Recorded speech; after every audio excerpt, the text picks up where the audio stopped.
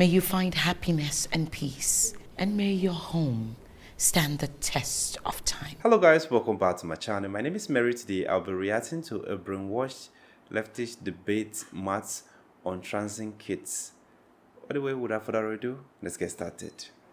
So you've talked a lot about the mental illness and depressed and anxious population in the trans community, but you don't talk about the happy people in the trans community and how these preventative measures of, let's say, like puberty and the surgeries that go for gender affirmation and how these are life-changing and life-saving. I know many people... How do you know? Oh, okay. 1 second, if I can finish my conversation. Okay. Many people in my life have had these interventions made, and it's saved their lives. I can list dozens of people in my life. So what do you have to say for... You can list dozens of people who had surgeries and drugs as children and would be dead today if they hadn't? I'm sorry. Let me rephrase that. Dozens of people who have had interventions, including gender affirming, let's say therapies, yes, hormones, surgeries, that have made their lives better. I'm not saying it didn't force them to commit suicide, but it made their lives better. What do you have to say for the happy trans community?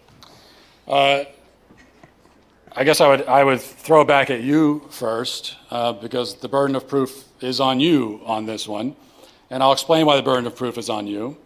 Because, as I went over in the talk, for thousands of years, human beings existed, and there was no such thing as trying to medically transition people into another gender. And as far as we know, there was no suicide epidemic because of it.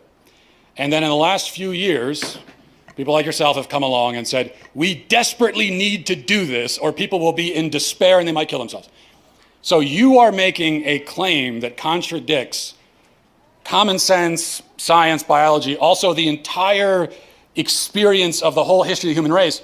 And so what that means is that the burden of proof is on you to support it. And so I'm going to ask you, you said that people need this stuff so they can live happier lives and potentially it'd be life-saving, you said even. Aside from your anecdotes of your friends who told you so, how do you know that? Okay, so thinking back to when I was 16 in an anatomy class, when I learned that transgender people tend to have the brain structure that confirms their identity that they identify with. And you can look that up. That's a fact. I will look that up. Yeah, it's a fact. I will look that up and I won't find it. Yeah. It's not a fact. It's not a fact. Should we all pull out Google really quick and look? So you're saying a trans man has the brain of a woman?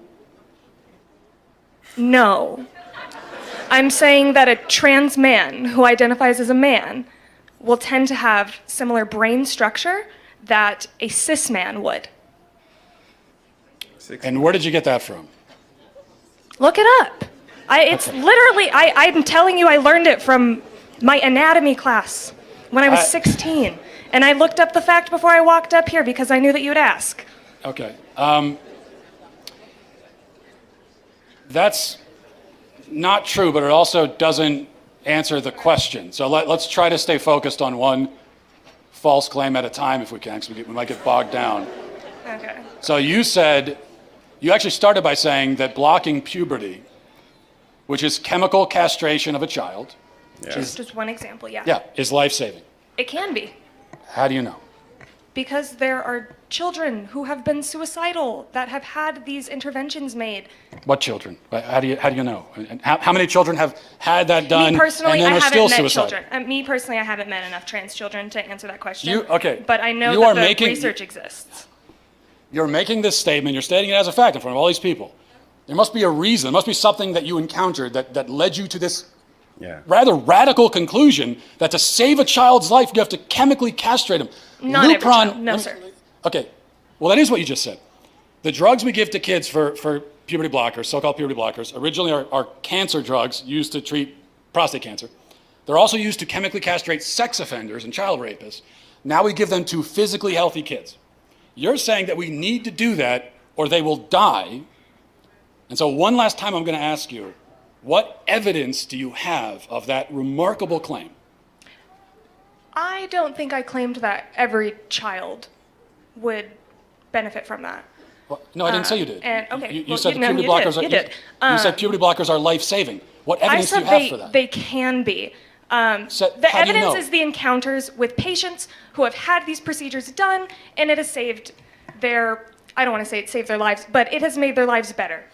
I can't confirm whether or not they're alive right this second, but there are children that it has helped. So what do you have to say for the happy trans community who has benefited from these procedures? That's my Well, question I guess what I for have you. to say is that your entire question is built on a whole stack of false premises that you can't begin to even remotely defend. So it's a faulty question from the start. I reject your premise. I absolutely reject that there are any kids who need to be chemically castrated in order to be happy. Okay, let's... I reject that. You know, Matt, I think this time around he went too hard, but that is the truth, because this is what I've been complaining about. You know, don't bring these things to kids. Let them grow up. Let them be able to decide. I won't be happy if if my puberty was, taken away from me, like I'm not able to develop the way I'm supposed to, simply because my parents feels like when I get to this age, I'll be able to decide for myself if I want to be a male or a female. Seriously, it's not fair, and it's not funny, because like you've stolen my choice away from me. Like that is how I would see it. But I don't know, but that is just my personal opinion.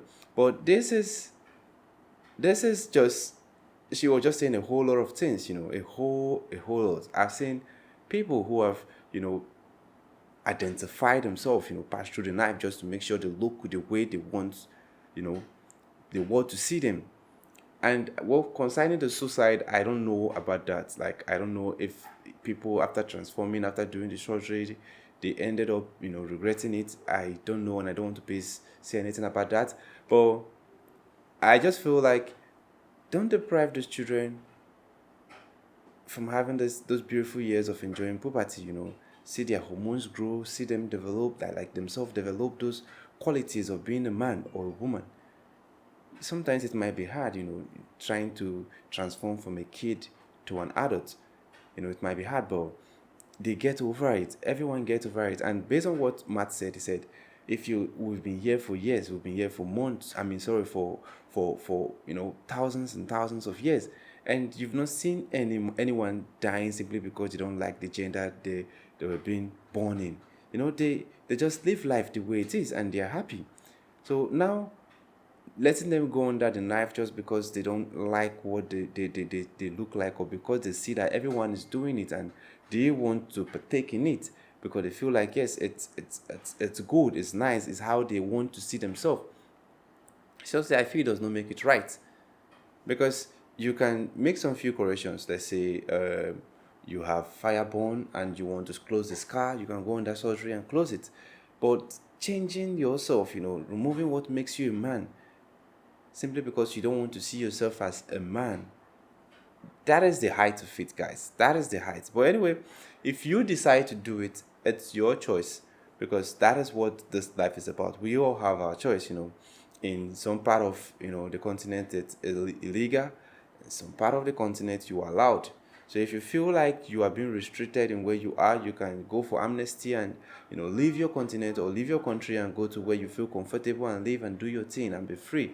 And if you feel like people in your country are, you don't like what they do, you can come over to the continent where they see reason with you. Like they are okay, being who they are. They are putting laws to prevent people from changing. They are putting laws.